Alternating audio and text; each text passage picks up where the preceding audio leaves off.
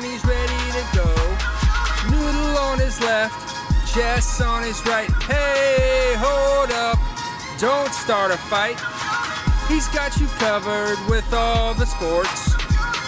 Don't fret, he's wearing shorts. It's time for Waking Jake in the morning, Waking Jake at night. Jake sucks.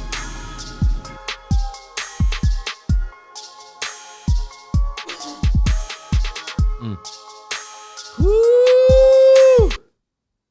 Good morning, Bakers. What is going on, everyone? It's now been teased for probably a little over a month now, even. Football season is pretty much amongst us. Can you believe it? We are joined by Wake and Jake legend, Justin Penik. Wow. Thank you. Talking Giants, talking football. Yeah, a little JM football. Come on, Marchand. Mm-hmm. Oh, we talked about tough. this. Oh, you talked about it? My guy Tommy was so mad. He's like, read an email. Tom probably didn't want me to say that. Anyways, and with John Boy Media doing a little more football this year. Chris Rose, you boys are deep diving more into more of the football landscape along with your New York Football Giants. Yep. And Justin Penik, I told you today because you like the analytics side of football that's developing, some of the advanced stats, and with just the realness of what football is and what it's doing, and you enjoy some fantasy to a degree. We're talking about that, and I wanted to do player stuff with you. I'm seeing. I'll be full disclosure with you because now that you and Chris Rose share real estate, yes. I think next week for next Wednesday, I think we're gonna have Rosie and do a lot of just teams and what he's hearing and what he likes and that stuff. For you, I want to do some of that because I know you have a little bit of a sneaky Super Bowl pick. I don't know how much of that is in the ether. But, I want to talk about a lot about the guys because I feel like you're deeper into that world of, what analytics are used for in baseball and any sport now is kind of the projecting. And so I'm sure you've got some guys that you're high on this year, some guys you're low on this year, and we'll tie it into the beautiful world of fantasy football because all of us get sucked in. As I just told you, I'm in 4 leagues. I'm passionate. Huge. I'm passionate about 1.5 of them. That's probably low. It's probably 2.5. I love an auction draft, so that's that one I'm just sucked into. But that's for another time. Justin Penik, how are you? I'm very, very good. I have as of right now, my one and only fantasy football league draft this Friday. I'm hoping that I can we have an office one, hoping I can kind of finagle. Force myself into it next Wednesday. Now hearing rumors that you're making good progress. Now I said to some people that are out there right now, I said they're putting up to a vote on if they want to add 13 and 14 teams because right now there's 12 teams. So I said I can take this as if it's a no. I could take this as people don't like me. Right. Which is like red flag. Also, I can take it as they're scared of my football knowledge. Yes. Which that is also a possibility. So I could be in 2 leagues. So I kind of even want to use this conversation too to, I want to hear about some of your Bronx because I don't really have a strong opinion on the 3 wide receivers that got going on over there. Obviously Russell Wilson, it's like if it's a good get in the middle of the draft every year, I feel like you kind of want to do it. But how are we feeling about these wide receivers? How are we feeling about this Broncos offense, this Broncos team, et cetera, et cetera? Because a lot of what you look at fantasy football and certain players, it's like this guy's really talented, but he's on like the Texans. Yeah. He's on a really bad deal. The Falcons. Kyle Pitts on the Falcons. Like I'm staying. That's a stay away guy because he's on the Falcons. So we're gonna talk about it. I'm excited. Well, I guess we can do that quick. You are a Giants fan. We can get a little Giants, and I will give you a little Broncos off the rip, and some of it will tie into fantasy a little bit. I will say this. I think the AFC West will be the best division in football this year. Yes. The AFC West plays the NFC West, and I'm really, really excited for that too. Yeah, I'm interested to see. I mean, NFC West, Seattle should be in a dark place. In a dark place place. they haven't been in You a long still have time. San Fran and Arizona in there, so I'm excited. I'm excited for those two teams, and though I'm excited for anytime the AFC West plays the AFC West, and then especially when they play the NFC West too. Kyler Murray kind of broke me last year. That's for another time. My Broncos, Russell Wilson at quarterback. I love Russ. He's still got more in the tank. Sometimes with the quarterbacks, especially now that Brady and Rodgers, age-wise, are throwing everything off. Russell's still 33. Like, even if those guys weren't their own sort of freak show, like, Russell Wilson's 33. Yeah. I know he's got a lot of good ball left. He's got the more compact body. That's fine. Same. Russell Wilson, go look, since Peyton Manning, the quarterbacks they have been running out there. I heard someone say that their streak, I think the last 5 years of quarterback, has an argument for like the worst streak of QB play in Even when they won the Super Bowl with Peyton.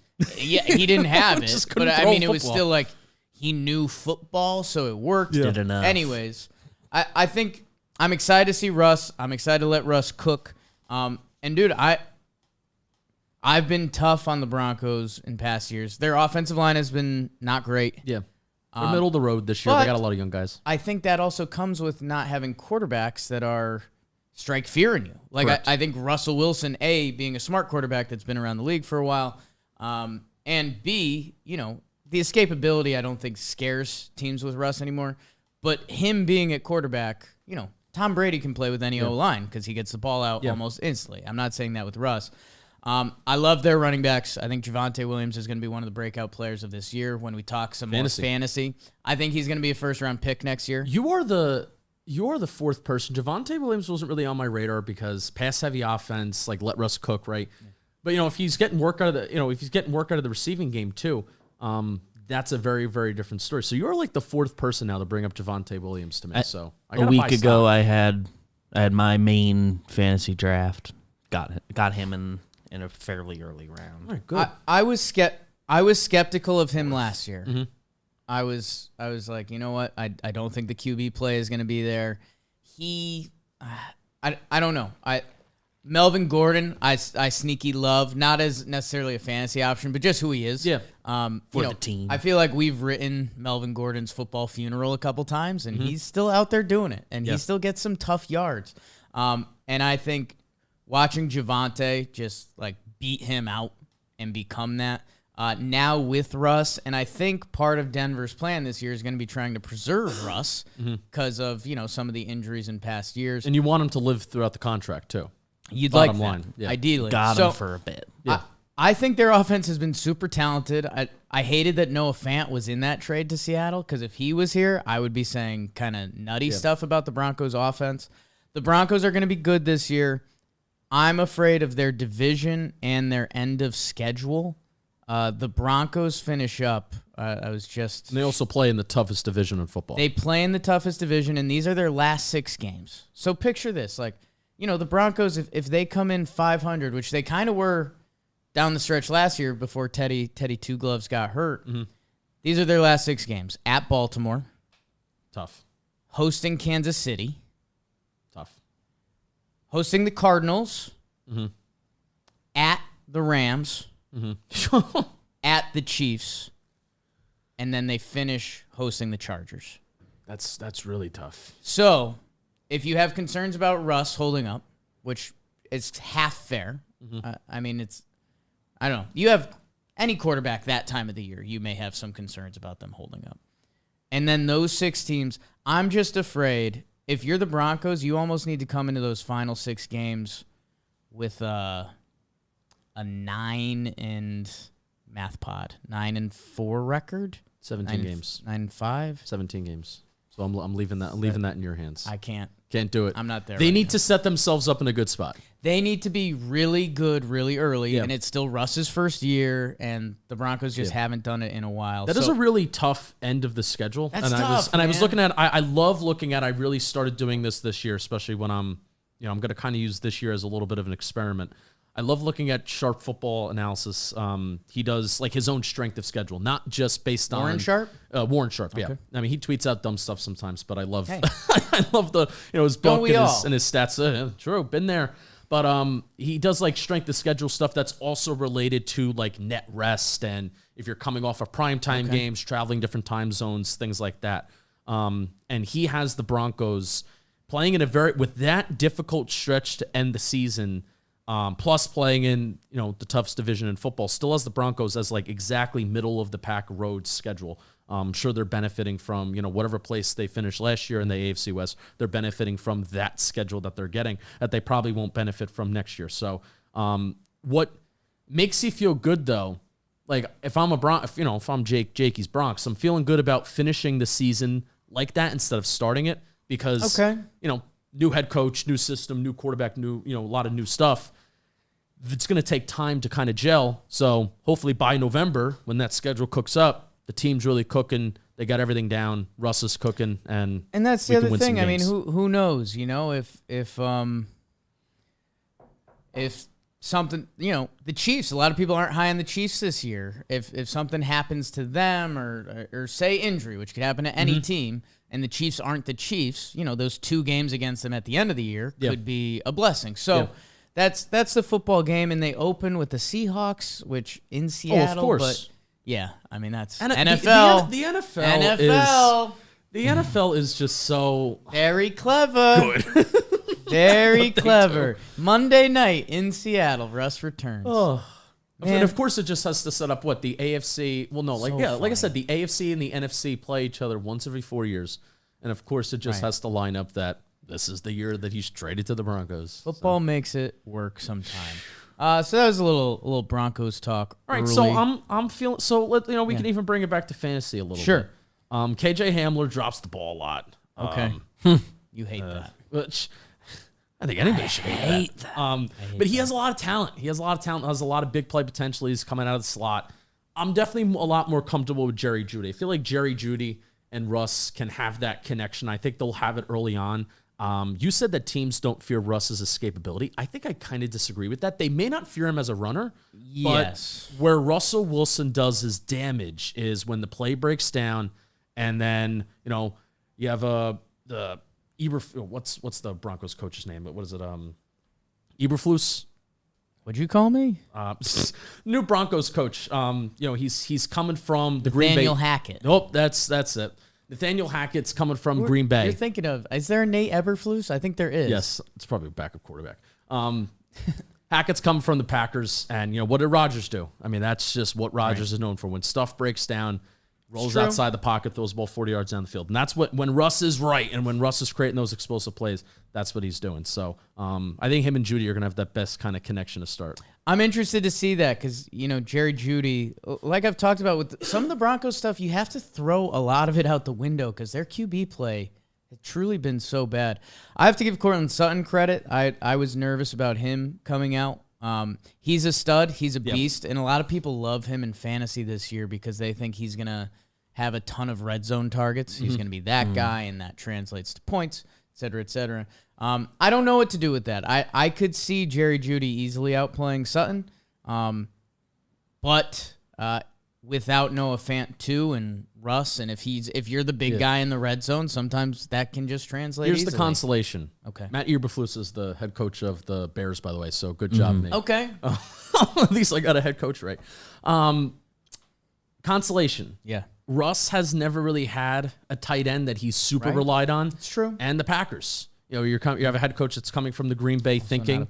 The Packers and Aaron Rodgers have never had a tight end that's been Jermichael Finley's like the last really, really good tight end that you would consider, and he wasn't even that fantastic to begin with. So that's the consolation. If you can have running backs and catch the ball out of the backfield too, I feel like that kind of coincides as Russ's check down. If he wants to go to the check down, that's either built in the middle of the field or on the sidelines. That's what those running backs can serve.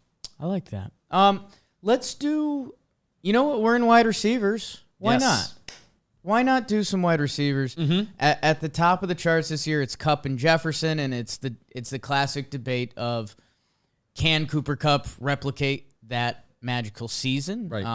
And there's a lot of arguments. Yes. The fun side of it is kind of this is a classic, a case. It's not analytics. I was going to say that, but this is Regression is always the word in fantasy football that's a buzzword. Regression for Cooper Kupp. How tough is it to replicate that season while projecting Justin Jefferson, who their head coach comes over from the Rams, and now Justin Jefferson should be in the Cooper Kupp role. Yes. That people are projecting him to do that. So I think that's just a fun conversation. If you're in a position in your draft where you're drafting one of those guys, I mean, it's an ice cream flavor. You want to talk about top of the board? I kind of want to talk about top of the board. Let's like, what do you talk do? about the top of the board. You have sleepers and stuff like that. What do you hate Jonathan Taylor? You No, hate McCaffrey. no. But if McCaffrey not on my board, Yeah. I'm not doing it. I Just don't, pure injury or what? Yeah, man. It's just I pulled a yeah, man. How do you like that? Yeah, man. Yeah, man. I gotta tell you what, man. Ooh, can't do that. No. Can't. It's out. Sorry, it's out. It's done. But McCaffrey, like I'm drafting 5th in my league on Friday. Okay. McCaffrey is not on my board. So I'm drafting 5th. But even if I had the 2nd pick, I would draft Justin Jefferson.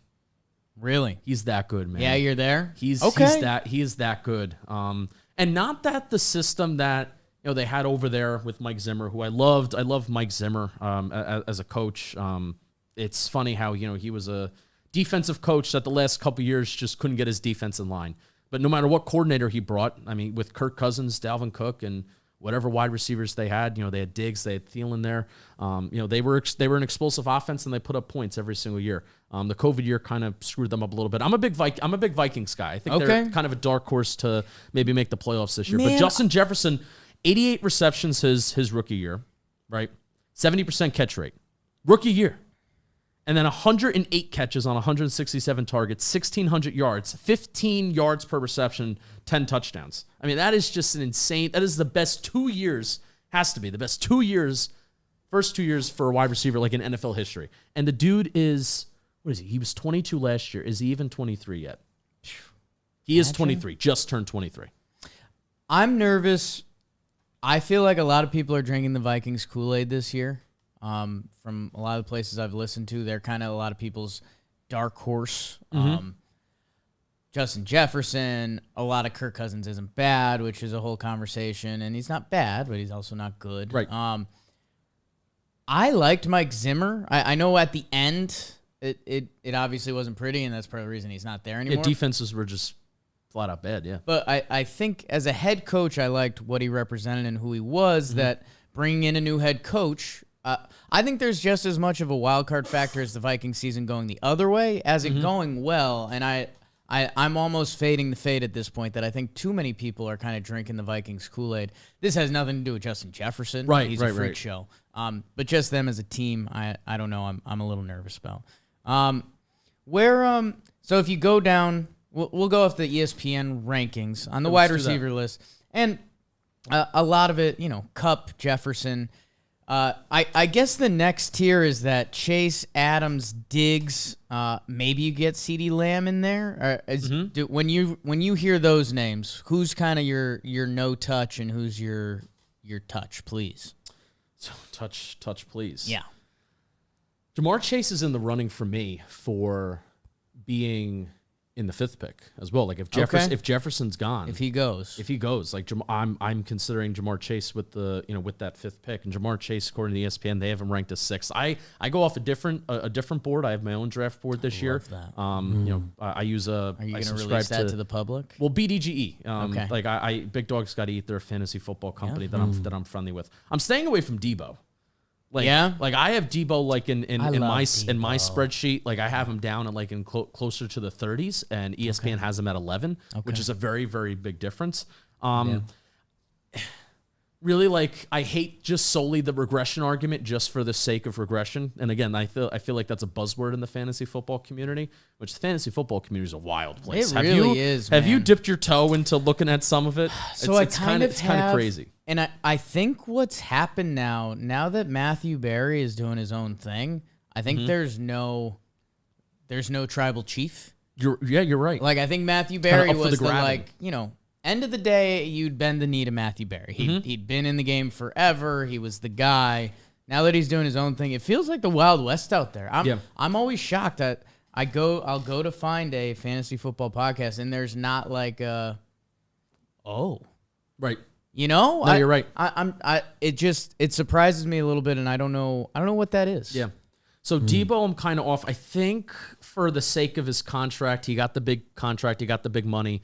Again, another guy that you want to see him to the end, and them just using him the way that they used him last year. Running back, wide receiver, him touching the ball so much, especially getting those carries as a running back, taking all those hits inside the box. I think they're going to use him a little bit more as a more conventional wide receiver, which is fine. Yeah. But again, fantasy football is one of those things where it's just a game of where you draft the guy. Yeah. A game of where you draft him and the value that you get. So Debo being that high, I'm kind of staying away from. Devontae Adams being drafted that high, I'm kind of staying away from. Like, they have him 13th. So why I'm like more in on taking a wide receiver, even if I had a second pick in a draft, I'm taking Justin Jefferson. I'm in on that because you see how high a lot of wide receivers are this year.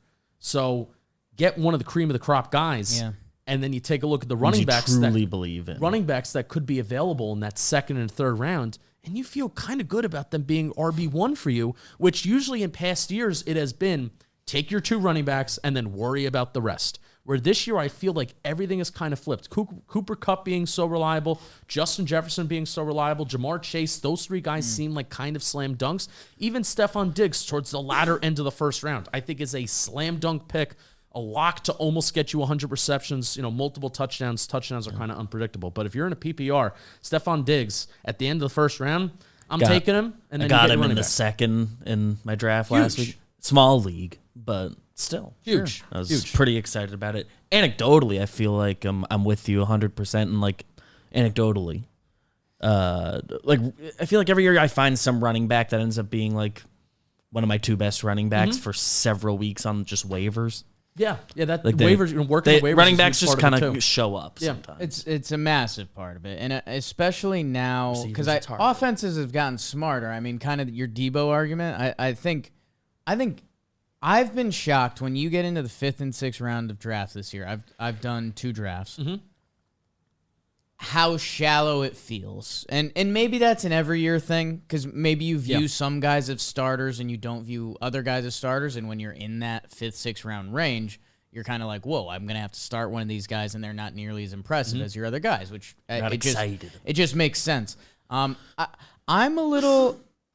as gung ho as you on the wide receiver early route, just because I think the league has become such a passing league that when we get into those deeper ranks of wide receivers, and whether we're talking Mike Williams with the Chargers, Terry McLaurin, who knows, a couple wild cards, A.J. Brown in Philly this year, DK Metcalf, and a couple of guys that I've ended up staring straight in the face and I've ended up making moves on, and we mentioned one of these guys briefly beforehand. Amon-Ra St. Brown, who broke out towards the end with Detroit last year, and Gabe Davis with Buffalo. I'm interested to get your thoughts on him because he had the monster playoff, like as monster of a game as you can possibly have. I guess my thing is I would rather, we're talking about, ESPN rankings, Amon-Ra St. Brown is ranked 23. Gabe Davis is ranked 28th. Allen Robinson is ranked 27th. A lot of people Is Gabriel Davis ranked higher than Allen Robinson? They have him 1 below. Allen Robinson has two nearly 100 catch seasons on his resume. I want you to guess, Jake. Yeah. Don't drink the Kool-Aid off the playoff game. So I want you to guess. Right. Gabriel Davis has been in the league for 2 years, 2020, 2021. What is his best season reception-wise? I mean, honestly, The number. I would guess, because he did have a couple good games leading up into the playoffs. He was, before that, there wasn't a lot of Gabe Davis going around. I will say, this could be wildly off. I'll go 35. You are insane. 2020 and 2021, 35 catches each season. Huge.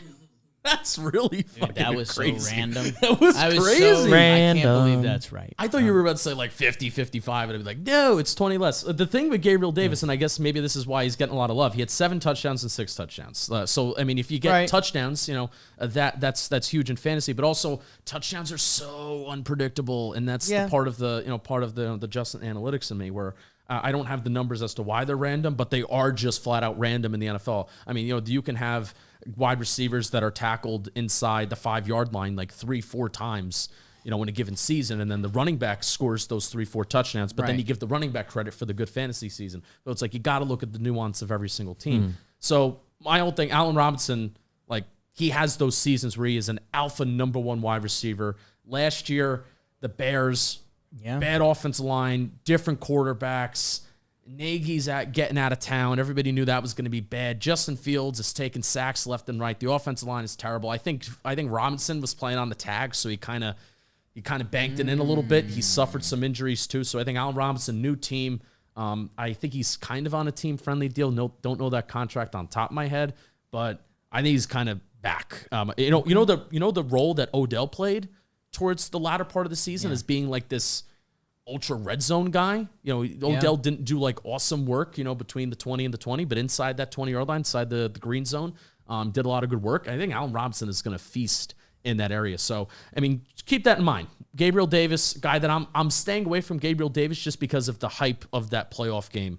Is like it's putting him way too high in these fantasy rankings. Each year he's had 35 catches in his career. And I don't really see that being a major change in that Bills offense because there's still Stephon Diggs. You still have Dawson Knox, the tight end. You still have Emmanuel Sanders out there. I guess in that argument, I mean, Dawson Knox, okay.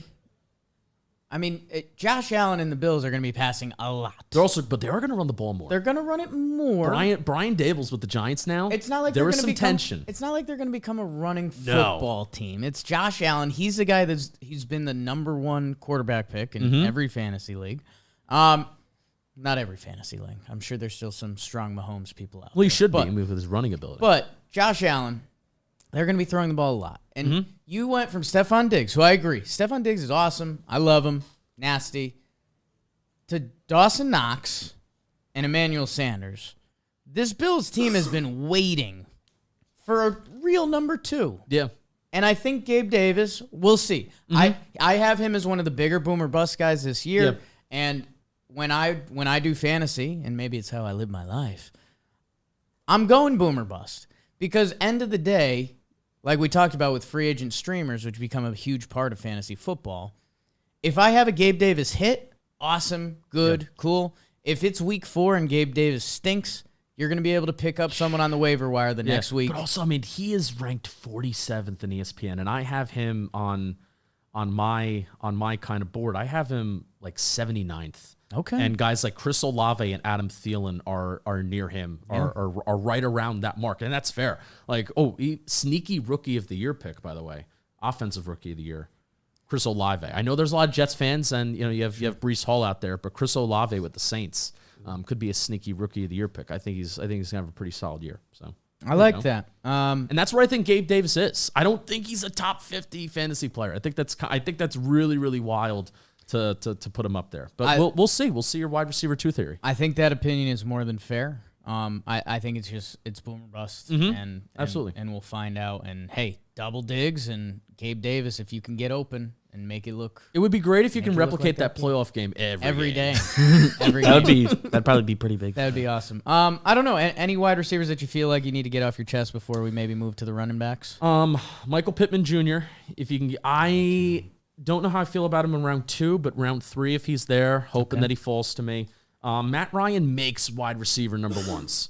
Okay. Julio Jones is on his own level. Don't get me wrong. But I don't think Calvin Ridley is like top tier cream of the crop, but his numbers were top tier cream of the crop, right? Look at Julio Jones's Pro Football Reference page sometime, and you're going to be amazed.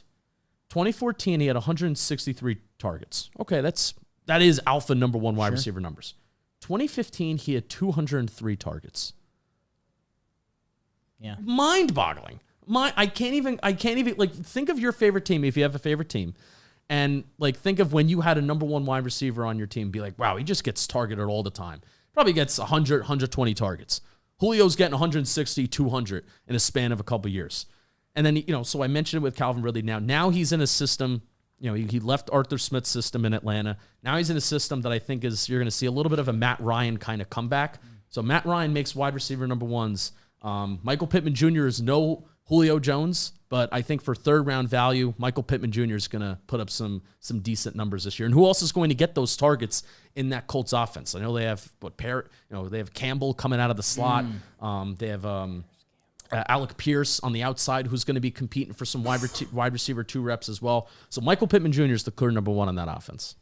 Well, speaking of clear number 1, and that's how you segue in the biz, Jonathan Taylor in that offense is the number 1 running back off the board this year. Huge year last year, and kind of like we're talking about, as you mentioned, Michael Pittman and an older Matt Ryan. Jonathan Taylor will be fed the rock. People, it's so funny that the Colts, it's been a running joke for a few years now that they figured out an offensive line after Andrew Luck. It's such a shame, it's man. sad. It's such a shame. I see the sadness in you. Again, these early running backs, a lot of it comes down to your draft position. Obviously, if you're one in the top 3 slots, you're having conversations about Jonathan Taylor, Derrick Henry, Eckler, not McCaffrey for Justin Penik. No. I still like Dalvin Cook. I'm a sucker for him, as everything I said bad about the Vikings. I think Dalvin Cook is really good. It's just injury risk, and get Madison if you get him, because guess what? Madison's kind of a stud too. I think that's what the Vikings, those two and Jefferson. Mm-hmm. That's the sauce. Yeah, Madison's got a little handcuff. Oh, dude, if there was a couple weeks when Dalvin Cook got ruled out and I had Madison, and I was like almost not more excited, but Madison goes. So that's change of pace. Nice little change of pace. Can we talk about my Giants for a hot sec? Sure. Your running back That's what I want to talk has about. been a hot topic in fantasy football His circles. PPP is today for talking Giants. Oh, would you look PPP at this? season. Saquon Barkley, currently on ESPN, he's ranked the number 17 running back, 33rd overall. right behind Zeke Elliott. That's which I feel like that might have changed recently. I know Zeke's kind of on the way down, and people are liking how Saquon has looked. So I will let you go, Justin. You know what? Yeah, I'll go first because you asked me to go first. Yeah. Because I wanted to hear what you have to say first. I have Saquon on my board 12th. okay. I have him 12th, which I feel like that's fair. So it's RB7. What ESPN says, RB what? RB 17? You said 17. Yeah. I'm going non-PPR, by the way. So that could be changing the list a little bit. Okay. Can you see if you can go? I'll say some things. can Go go PPR because I'm just curious. Right. So I want to make this clear. I did not like Saquon Barkley as the draft pick. Before you say that Justin's a homer, blah blah blah. I did not like Saquon Barkley the draft pick. Even if Saquon Barkley goes off 14th. Oh, it's not even So not great. Yeah. No. Even if Saquon Barkley goes off this year, which we have to define what go off means.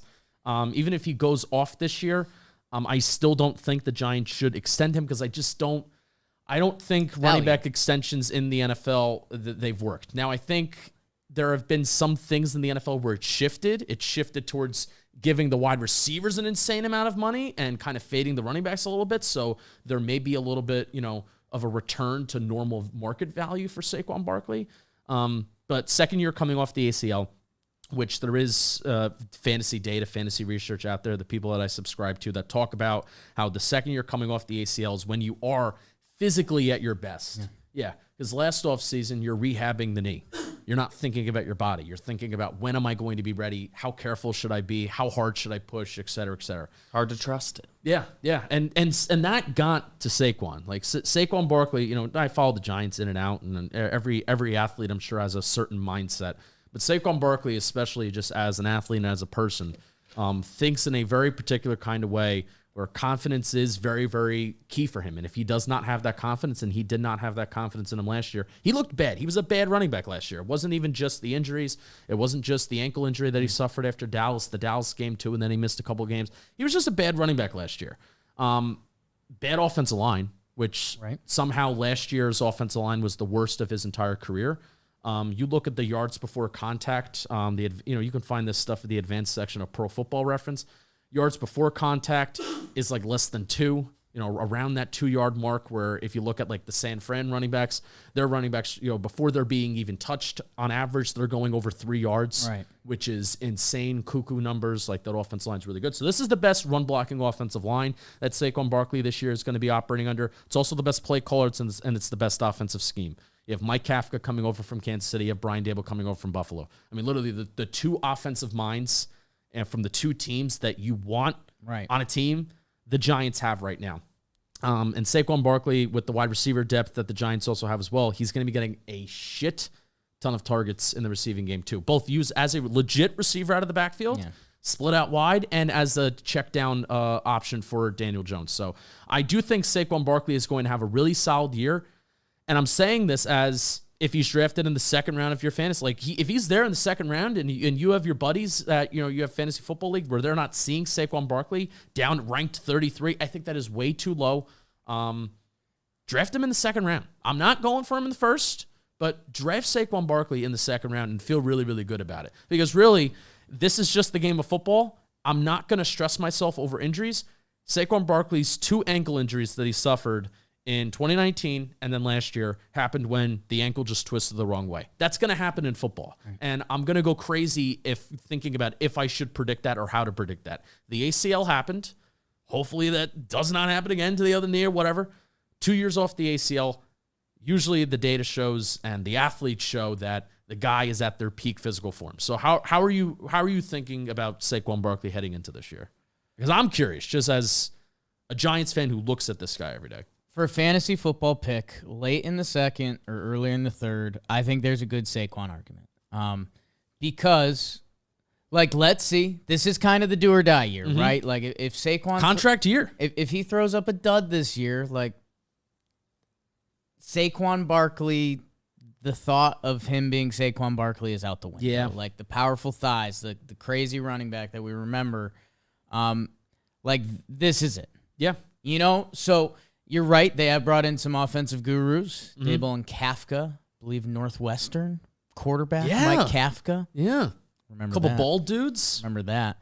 And when you're still looking at the Giants offense, and, correct me if I'm wrong, if Saquon is Saquon Barkley, he's still the guy that I want the ball in his hands. Hopefully Galladay has some sort of bounce back, and I like Shep.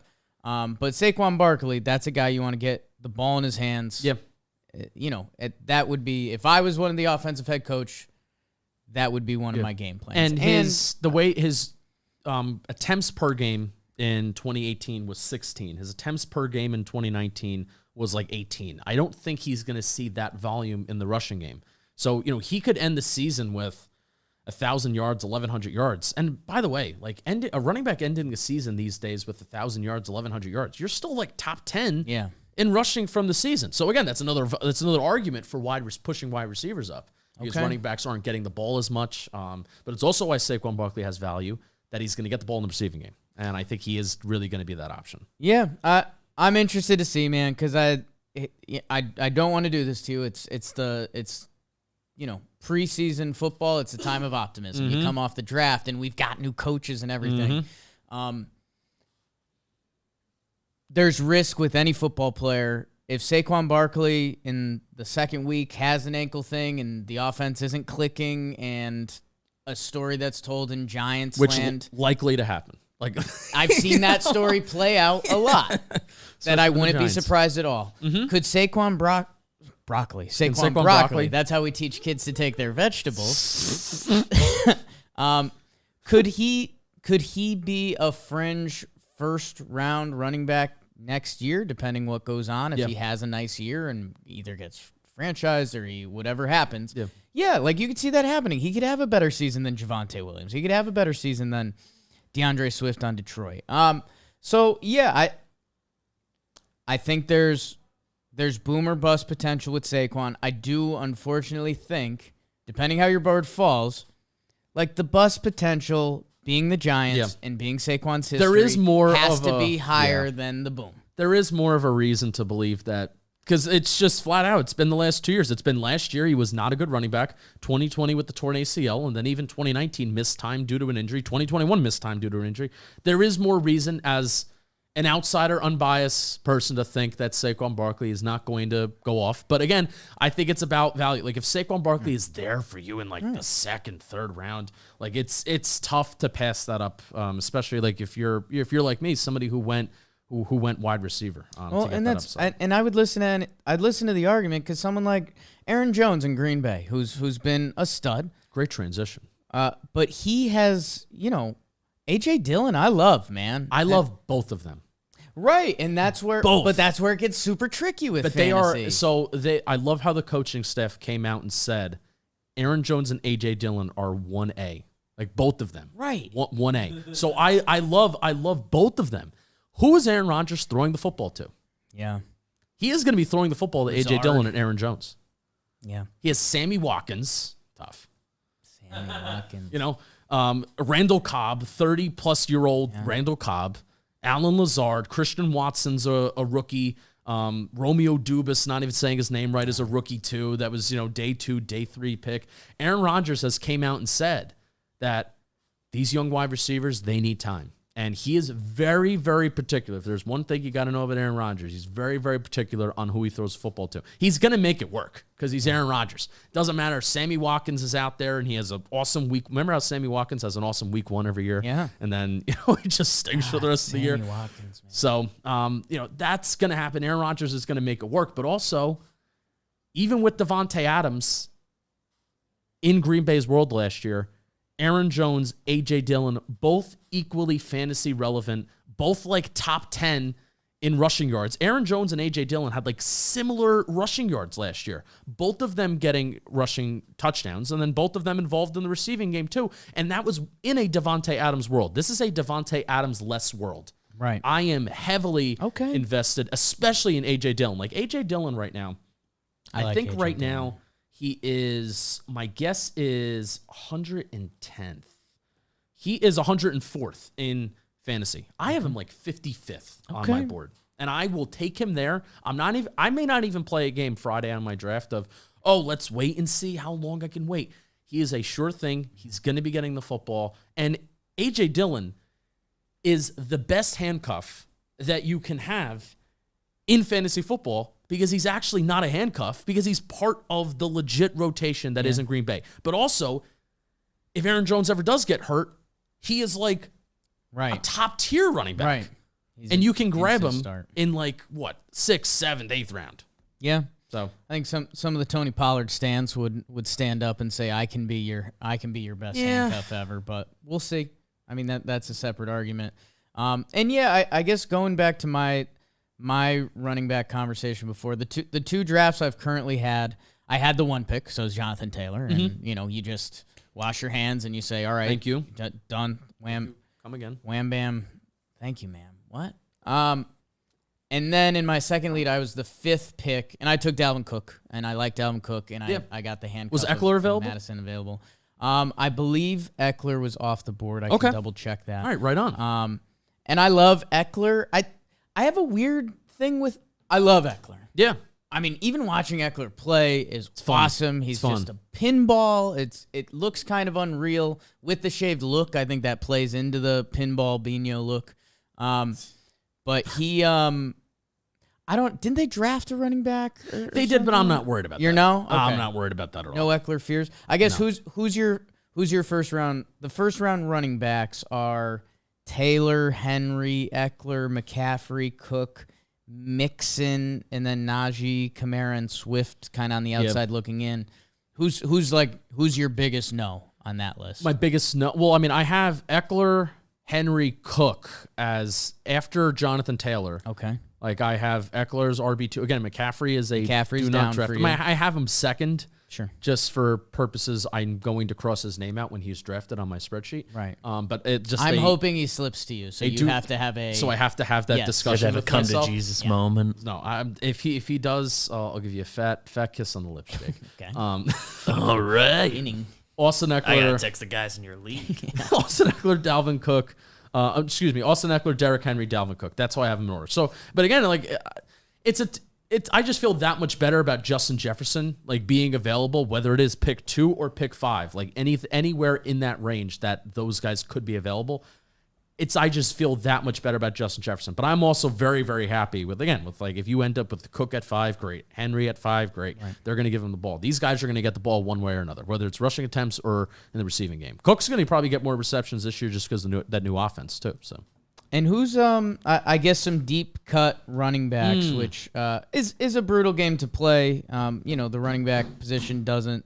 Well, it actually does. You end up taking your Flyers guys, or one guy gets hurt. If Cam Akers gets hurt, then what's Darrell Henderson Jr., stuff like that. So, there's obviously the handcuffs. I guess I'm trying to get into Dameon Pierce has been a sexy name lately. You have been reading me like Rashad Penny is unsexy for a lot of people, but he stumbles into one or two here and there. So I guess if you're looking for that second running back to fill out later in the draft, or maybe a flex guy, or who's jumping out from there? Dameon Pierce, I love. Now, the worry is with Dameon Pierce is a couple weeks ago, he was like, oh, is Dameon Pierce going to get carries? Marlon Mack is also involved. Marlon Mack cut, so now it's Dameon Pierce mania. He's up to 80th on ESPN's board, which I have him at 104th, which, I feel good with, what's the next? I feel better. Dameon Pierce, I feel better about Damian Harris. Sorry, you're the, Damian Harris is the lesser Damian. Josh Jacobs, feel better about Dameon Pierce than Josh Jacobs. So, all these guys that are, maybe conventionally ahead. I even feel like Dameon Pierce, I feel kind of better about Kareem Hunt. Dameon Pierce is clear cut number 1. The problem with Dameon Pierce is that he's on a terrible team.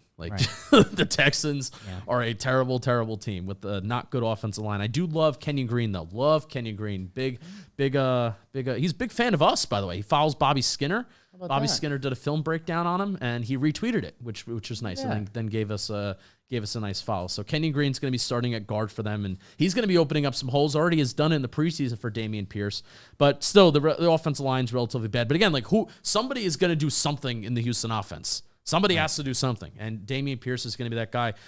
Even was an efficient pass catcher out of the backfield in Florida. Never really got the sole number 1 running back job in Florida. So he doesn't have a lot of tread on the tires, and a lot of people are hating him because he doesn't have good stats, but the efficiency numbers are pretty good for Dameon Pierce. So I'm buying his hype, but the problem is that everybody else is buying his hype. Yeah. I love, I'm going to get this guy's name wrong. Okay. Ramondre Stevenson. From New England. I like Damian Harris too. Damian Harris was my guy last year that I drafted him in the middle of the draft, and I felt good starting him week 1, which Damian Harris was hot and cold depending on the week. Mostly was pretty reliable as RB2. But Stevenson is more of a 3-down back. And there's some things being figured out in that New England backfield with some injuries. It's always risky to draft New England running backs just because they always like to use 3-4 of them every single year, but Stevenson is the most complete one. And usually if guys that if they're going to be out there on 3rd down and they can kind of give you some little bit of rushing upside, even rushing in the red zone, those are guys that you typically want to invest in. So those are 2 guys. Okay, I like that.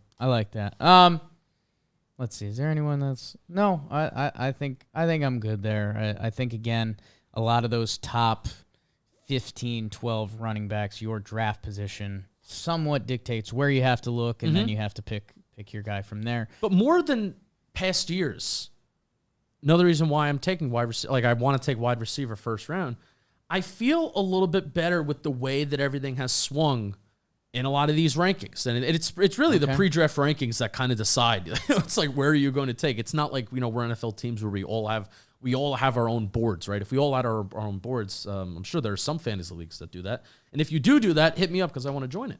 That's awesome. Justin Penik will be joining your league. The way that everything has kind of swung with putting some wide receivers, I'm not touching Tyreek Hill. Yeah, I know we didn't even mention him, and I think it's because nobody knows. I'm not touching him. Nobody knows. I think Tua gets a lot of hate. I think undeservedly gets a lot of hate. Tua's had to operate with some pretty bad situations. Brian Flores can never find an offense coordinator. The owner was also telling Brian Flores to lose games. Brian Flores might have even told Tua Tagovailoa that I don't even like you. We should have drafted Herbert. It's all these wild things out of Miami. And I think Tua's been dealt a bad hand, and also a really bad offensive line where he's had to just get rid of the ball so quick the last couple years, where hopefully he doesn't need to do that this year. But I'm still Tyreek Hill for where he's being slated right now. What I think 17th, somewhere in the teens, he's being slated according to ESPN. That's still a little too high for me. So with all these wide receivers being pushed up, Some of them, like Chase and Jefferson, I think deservedly so. The running backs have kind of fallen a little bit, and there's some decent, good value that you can get. Again, I think it's a tight window. You mentioned that it's tight. Like after that 5th round, you're looking at your board and you're like, sheesh. You know? Right. Now we're at a point in fantasy draft where we're hoping that everybody can just get it over with. Don't take up the 2 minutes that are on your clock, and let's get the fuck home. So 2 minutes. Those ones get long quick. they do get long. I'm a you minute gotta on the talk. clock guy. You gotta get I've inside seen people's people going heads. down to 30. Let's do quarterbacks. Quarterbacks. And again, This can segue us into my Super Bowl pick. Josh Allen, Mahomes, Herbert, Lamar Jackson, Kyler, then Hurts, Russell Wilson, Tom Brady, Dak, Burrow, Rodgers is a fun little mix there. Classic fantasy, I think everyone says, like, I'm going to wait on the quarterback, and then if you see one there, you start getting a little itchy and you make your move. I don't know. We already talked about Russ a little bit. I guess do a little love-hate of those kind of like top 7 or 8 guys. And then I think the fun conversation really comes down to from Trey Lance to about Justin Fields. But do kind of those top 10 who, and again, like we've said multiple times, value becomes the overlying word. But who do you like? Who don't you like? How do you feel about Trey Lance and what's going on in San Fran? I have no idea. I still like the concept of Trey Lance. And it's just because every year we see the quarterback happens. Like if you asked me where I was on between Trey Lance this year and Jalen Hurts last year, I would have been higher on Trey Lance. Mm-hmm. And Jalen Hurts ended up having a fine fantasy season because if you have the legs and you can find the end zone here and there with your legs, you're going to be a fine fantasy quarterback. And I feel like we've seen it for the past, whether you're going Lamar Jackson, Kyler Murray, Jalen Hurts. I'm trying to think back to previous years. Like, I guess when Dak kind of broke out, it wasn't necessarily because of his legs, but when you have that option, it just makes you so much better of a chance for a fantasy football option that if one of those guys, and it's becoming quarterback time, whether it's round 7 or 8 or wherever you are, and you see one of those guys, you might as well take the chance because you cannot be good at quarterback on an NFL level, but you could be good on a fantasy level. I am interpreting the Jimmy Garoppolo contract situation not as any indictment towards Trey Lance, but for some reason, and I could be wrong, but for some reason, people are interpreting them keeping Jimmy Garoppolo, not just flat out cutting him, as it's an indictment on Trey Lance. Right. Which I don't really get. We don't know. They traded up to get Trey Lance. They clearly had Jimmy Garoppolo on the team. They make the playoffs every year. They make the NFC Championship last year. With Jimmy Garoppolo. Yeah. They could have just, if they really didn't believe in Trey Lance, then they would keep Trey Lance as the second string. But they clearly tried it to trade Jimmy G, and they could have cut him if they want. I think they kind of just, we're a competing team, and we're giving ourselves options. Yeah. So before all the Jimmy Garoppolo new contract stuff happened, and I thought that he wasn't going to be a 49er, I was all in on Trey Lance as, I think he can be like a QB1 this year in fantasy. Because if he can complete passes outside the numbers, which Jimmy Garoppolo could not, right? Like watch the playoffs. I know Jimmy G was suffering with a little bit of an injury, but just watch him. Could not complete a pass outside the hashes. Everything was in the middle of the field. Everything was a drag route. Everything was yards after the catch. And this San Fran offense, this is why Shanahan is, I think he's the best offensive-minded football. He just dictates the game. There is no other play caller, no other coach that dictates the game better on his terms offensively than what Kyle Shanahan does. And if Trey Lance can be an ounce, 10% better than Jimmy G, and also you mentioned rushing, ESPN projects Trey Lance to have 518 rushing yards and 4 rushing touchdowns. It's a game changer. Right. It's a game changer. Some of those running backs we just talked about won't have those stats this year. No, I mean, especially the touchdowns, too. Touchdowns are tough. They're tough to predict. But, I mean, for quarterbacks, like, if that's an option inside the red zone where if you're not confident in your ability to throw it in the tight windows, tuck it and run. There's going to be that space available for you. So if Trey Lance can add that element, plus just be better than Jimmy Garoppolo, which I honestly don't think is a very high bar. Like, I like Trey Lance, and I don't think, and I could be wrong, interested to hear, whatever anybody has to say, but I don't think adding Jimmy Garoppolo back to the mix to be QB2 is an indictment on Trey Lance and them drafting him really high and then also them trading up to get him. So, and that's the part I don't know. I have a buddy who's a big Niners fan, and he said, and I don't know if this was a throwaway line or what this was, but he was saying that, the way they kind of restructured the contract, if like a Jimmy G trade could still happen, kind of like what you were saying. Like, I think they clearly looked for a Jimmy G trade. Nothing was there for them. Mm-hmm. So, what's that mean? Does that mean you trade Jimmy G for less value than you think he has? Or if week 3, a Super Bowl contender's quarterback goes down, you can go snag Jimmy G. I think the contract has a no trade clause. Right, but he'll have the freedom to leave in 2023. But if you I don't know all the nobody knows. Yeah, it's crazy. Conversations It's crazy between John Lynch, the Niners, and Jimmy G. But let's even say Green Bay. If Aaron Rodgers went down week 2,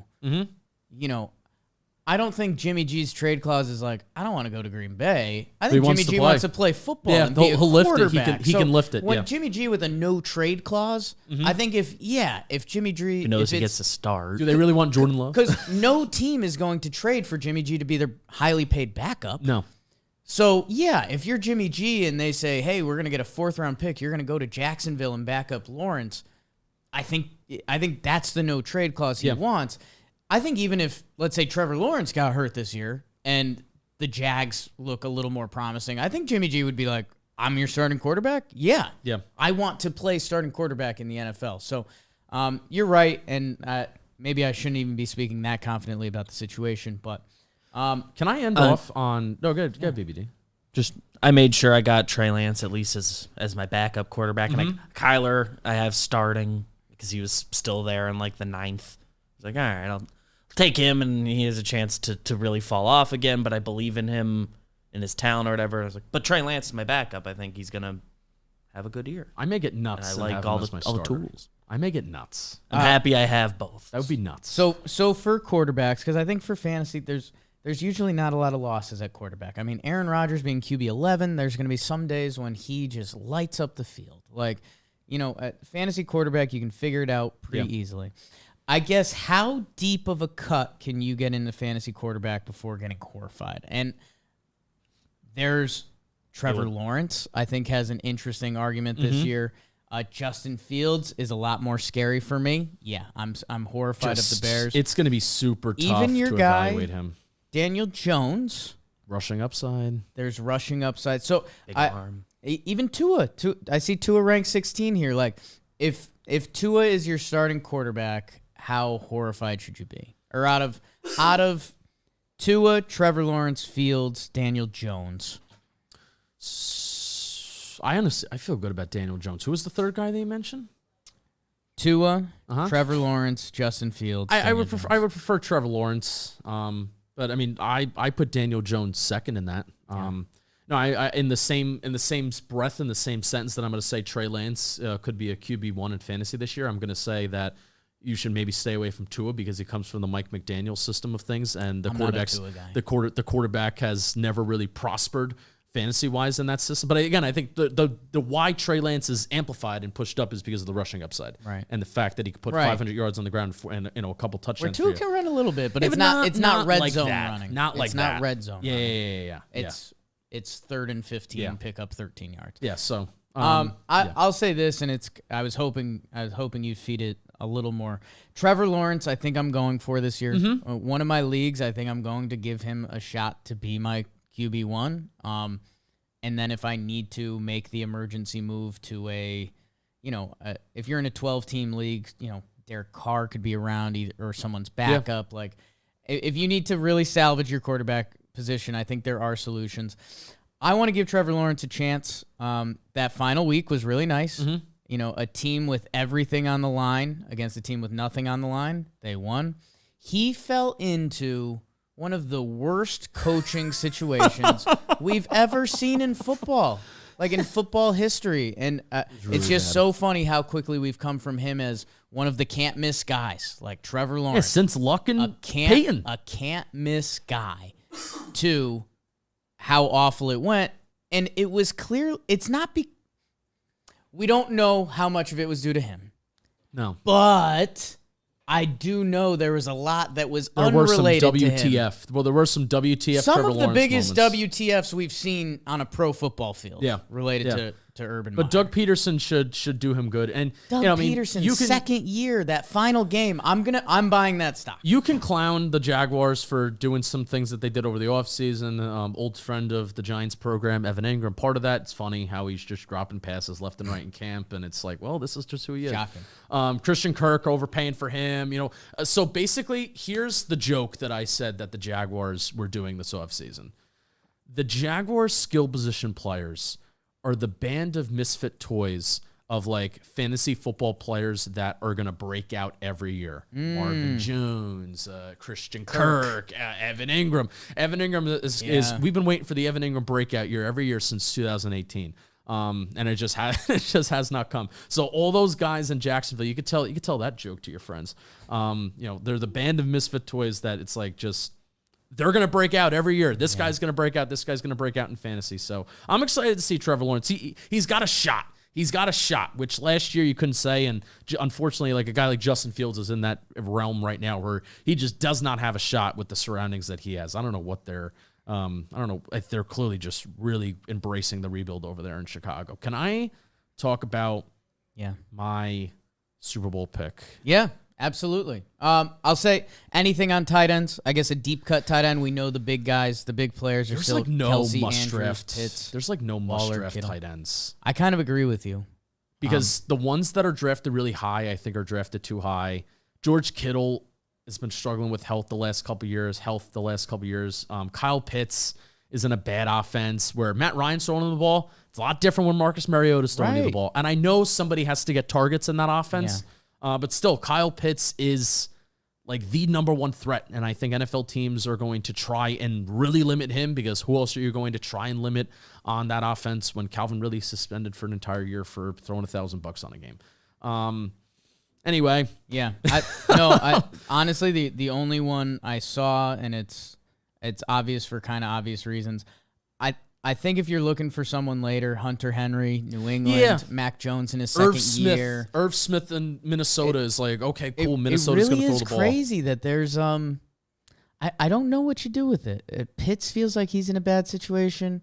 I mean, Mark Andrews and Kelsey. I feel like Kelsey's starting to get near a cliff. We'll see. Yeah, there's no Tyreek Hill, so it's like, well, how are teams going to play? Guy. I mean, I think Andy Reid, no matter what's been thrown his way, and when you have Mahomes at quarterback, they're going to be fine. But for fantasy wise, it's like, well, how are they going to, how are what are going to be the different ways in which they're going to operate? So tight ends is one of those spots that I've been screwed in the past, but every year I just find myself saying, I'm just going to take a guy that it's like, if they're there and I need a tight end and it's good, just I'm kind of doing the same thing. I don't really like, reach. Float down the river and whatever rock you get stuck on, talk yourself into That's another waiver wire. Schultz You kind of have to work the TJ waiver Hawkins. wire. See, that's the thing. For tight end, if you're mentally ready for that, because that's kind of like, that becomes an every week task where I will admit George Kittle as the 5th ranked tight end here, to have him while he's healthy and then deal with the injury when it happens. I'm more wired that way. Yeah. That I'd rather do that, but that's just me. Yeah. Penik, you have not a unique Super Bowl pick, but not one of the names that's there, I guess, at the end of the year every year. So tell us who and tell us why. I love Lamar Jackson. Yeah. And I think the Baltimore Ravens are going to go to the Super Bowl. Not know if they're going to win. Sure. Screw it, they're going to win it. Lamar Jackson's going to win the Super Bowl this year. How about that? Okay. On the table. And is this strictly because of Lamar? I mean, the Orioles the Orioles, excuse me, the Ravens. Yeah, the Orioles are back. Baltimore's back, Baltimore's baby. back. The Ravens are a very well-run franchise. Baltimore's They're hot. successful. Harbaugh. I mean, they've built their offense around Lamar, which is that always makes me roll my eyes because it sounds so easy, but it's not. And so many coaches and GMs are scared to do it but they did it with Lamar's Lamar. also good too, which I don't think he Lamar's gets also enough really good. credit. I mean, if Giants Twitter, we all talk about how Daniel Jones is suffering from rookie year misconceptions about fumbling the ball, blah, blah, blah, whatever. Okay, great. Daniel Jones has not been good. Lamar Jackson is legit still suffering from rookie year misconceptions of the whole. I can't tell you how many people I've said he's a running back. He's not a quarterback. Every single year that Lamar Jackson has been a quarterback in the National Football League, the Ravens have added more and more to his plate. ESPN Fantasy projects him that he throws 23 touchdowns. They must be predicting that he's going to miss games. His MVP year, he threw 36. His 2020 year, he threw 26. Last year, he threw 16 in 12 games, and he was even suffering with some injuries even while he was playing a little bit. I am all in on Lamar Jackson this year. I think he's back. Don't know when this whole contract extension is going to get worked out. Right. I kind of hope he doesn't play on the contract. I want to see an Aaron Judge-like year from Lamar Jackson, where he just goes out and he puts his nuts on the table saying, I'm going to have this year. I'm going to be that dude, and you're going to pay me as literally the best, highest paid quarterback in the National Football League. They have, and like I said, they have added more and more downfield passing, under snap, putting his hands under center. They've added more and more to his game, that element, every single year. The offense has gotten more complicated. The offense has evolved as Lamar has evolved. They have a top 10 offensive line. Old friend of the program, Kevin Zeitler's in the interior. Old friend of the Giants, Talking Giants program. The run, everybody got hurt last year. Everybody, right, including Lamar. And even when everybody getting hurt, there was a point where the Ravens were 8-4. And they had a lot of wins that were last second, but they also had a lot of losses that were one-score games and that came down to the wire.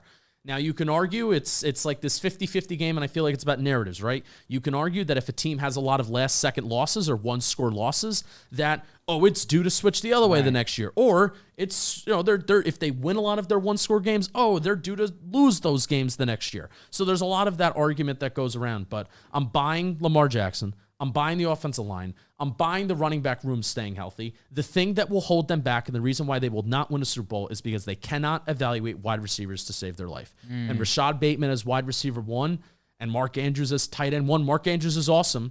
They have Isaiah Likely also out of Coastal Carolina. They have, I think, Charlie Kohler, who I also loved out of Iowa State, as well as there. So they have 3 tight ends, 2 rookies that are like super awesome. Boyle is also in there too. So the receivers will hold them back, if anything, but I'm buying the offense. They have a top 5 secondary. They have one of the best head coaches in the National Football League that knows when to be aggressive, that knows when to hone it back a little bit too. New defense coordinator. They're going to be running more too high this year. Instead of Wink Martindale, who's the defense coordinator of the Giants now, just blitz out of his mind and he's going to dictate the pace of the game. They wanted to go away from that, and they wanted to evolve where the NFL is going, prevent the explosive play, and play more too high. So I love where the Ravens are at, and I think they're going to take the AFC by storm this year. And I think they're going to win the Super Bowl. I'm interested to see Bengals, like we talked about boomer bust running backs, whether Saquon, whether who else, anyone in fantasy. Bengals have a little bit of that this year. You just got to be honest about it. Like, it was a young team that got the Super Bowl taste. Do they elevate and go here, or do they take the step back? I love the Bengals. I love Zach Taylor. And then the rest of the division, I mean, Cleveland's figuring it out at QB for most of the season. And then Pittsburgh, same story. Yeah. So the Ravens... I think their roster is just very, very complete, except in an area that you really want to kind of be somewhat competent in. Wide receiver. They don't have the most impressive pass rushers, but I think if you have a secondary that can kind of get you there, especially throughout the regular season, that helps throughout the regular season. You kind of want more of a pass rush in the playoffs. That's what the latest trends have shown the last couple of years. I just think they have a much more complete roster than what Cincinnati has. Like Cincinnati, they have a really good offense. That they have 4. Cincinnati has 4 new starters on the offensive line. Let's see how they gel. But I'm buying Ravens. Buy Lamar Jackson too, fantasy. I like that. I like that a lot. QB1. Justin Penik, awesome. You're the best. Thank you. We are going to wrap it up. Bakers, thank you for baking the algorithm. The views and everything have been great lately. I know some of you a lot of baseball folk, but we're a lot of fantasy football folk too. And football season's here, and it's so exciting. CJ Cable had a couple comments about Ichiro, because last episode we talked about Ichiro, and they said they need to get him in MLB The Show, and I say, yeah, I agree. That'd be awesome. And then they asked if they retired 51 for Randy Johnson for the Mariners too, and I don't know. I'm going to have to look into that. BBD's going to look it up really quick. We will, as we look that up, thank you guys for baking the algorithm. Like, leave a comment, review. Can't appreciate you guys enough. Thank you to Justin Penik. Make sure you tweeted him. Tell him how much you love him. Tell him what fantasy picks you like, what fantasy picks you absolutely hate. Please do. They have not. They have not. They've only retired now for Ichiro, but before that, Edgar and Ken Griffey Jr. were the only retired numbers. Look forward to that one day. People, thank you so much. We'll be back on Monday, catching up on kind of everything baseball and where we're at with a month to go in the season. Woo. That is insane. And then I think the following Wednesday there will be some Chris Rose stuff on there. So thank you guys. Make sure you watch everything on John Boy Media. The Talking Giants guys, if you like Justin Penik, you're going to really like him there. Saquon PPP Saquon today, PPP today, it sounds like. And go check out everything they're doing leading up to the season. John Boy Jake TV, GeoGuessr and Baggage, the good stuff over there. Bino last night. Weekly Dumb Bino. If you didn't see the Bino stream, go watch that. The Floorball finale. Penik wondered if I was going to talk about it. I don't think I'm ready. Chris Rose rotation. And how about the Chris Rose football show? Huge day yesterday. Probably should have mentioned that. JM football. JM football, it's coming. Big year. Compounding in half. Talking Yanks always. Pinstripe Strange. Gaming. Everything. We love you guys. We love you guys. We'll see you back Monday. I might rent you back. But love you guys.